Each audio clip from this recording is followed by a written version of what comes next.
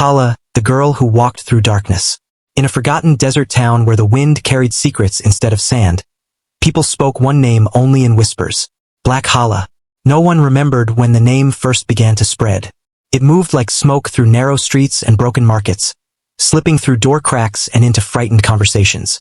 They said she wore black not because she loved darkness, but because darkness loved her. But Hala had not always been a legend. Once she was simply a girl. She had lived in a small clay house at the edge of town with her father, mother, and younger brother. Her father repaired old radios. Her mother stitched clothes. Her brother followed her everywhere, laughing at things that weren't even funny. Hala used to dream of leaving the desert one day. She would sit on the roof at night, staring at the stars, believing the world had more kindness than cruelty. She was wrong.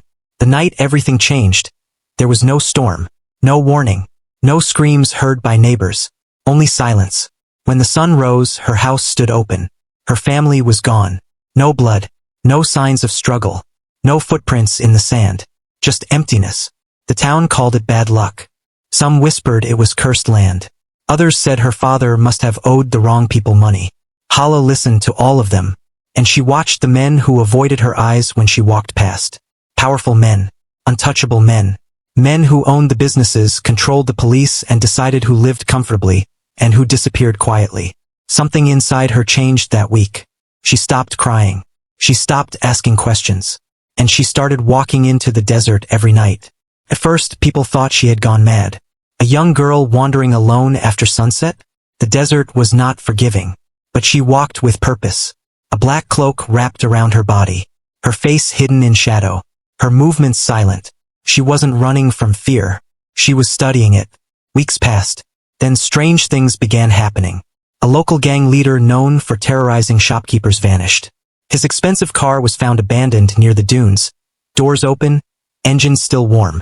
A smuggler who controlled illegal trade routes fled the town overnight, leaving behind money, weapons, and power. A corrupt official who had evicted poor families from their homes resigned suddenly and disappeared from public view. No one saw Hala do anything. No one saw her fight. But everyone saw the results. Rumors grew. Some said she had made a deal with spirits of the desert. Some said she was possessed.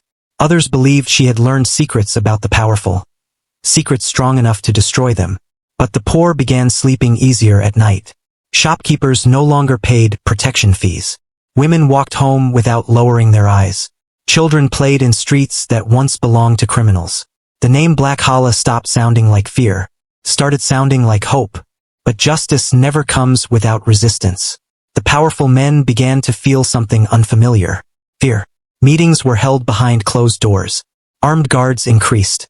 Surveillance cameras were installed across streets. They didn't know how she was doing it, but they knew she was targeting them.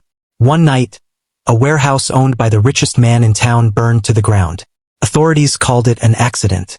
But inside the ashes, investigators found hidden records, proof of land theft, forced disappearances, bribery. Someone had exposed everything. That same week, an anonymous package reached the national media. Evidence, videos, signed documents. The town's untouchable elite were suddenly under investigation. And then the truth surfaced. Hala had discovered what happened to her family. Her father had refused to repair encrypted communication devices used by local traffickers. He had overheard something he shouldn't have. Something involving powerful investors and illegal trade routes. He tried to report it quietly. He never got the chance. Her family wasn't cursed. They were silenced.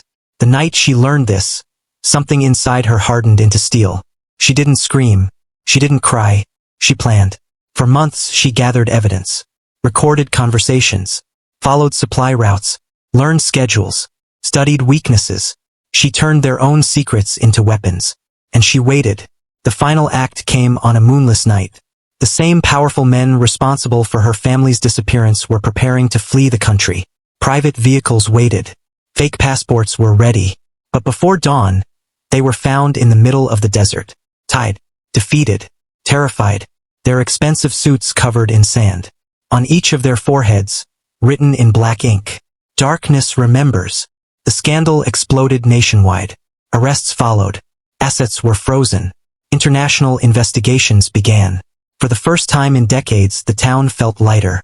But Black Hala was gone. No one saw her leave. No one saw her stay. Her small clay house stood empty once again. Some say she crossed the border and vanished into another country. Some say she still walks beyond the dunes, watching from a distance. And sometimes, when corrupt officials from neighboring towns mysteriously resign or disappear, the wind carries a whisper through the desert streets. Black Hala, because darkness does not scare her. She has lived inside it. She has mastered it. And she understands something most people never will. Darkness is not the enemy. It is a weapon. And in the right hands, it becomes justice.